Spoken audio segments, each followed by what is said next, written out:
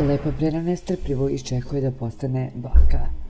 Pevačica vrši pritisak na snajku Aleksandru Prijović, koja će se 21. juna udati za njenog posljednika Filipa Živinovića, da je krajnje vreme da rodi dete kako bi unelo radost u njihovu kuću.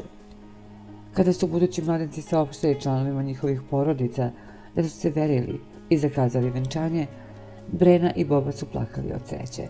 Od tog dana u kući Živinovića vlada haos i oko deteta. Sada svi priželjkuju da Aleksandra što pre ostane u drugom stanju. Iako beba još nije u planu, Brena i Filipova majka Zorica Nakić već su počeli da smišljaju ime za budućeg člana porodice. One silno žele da im Prijovićka podari unuku, dok Boba i Stefan i Viktor žele dečaka.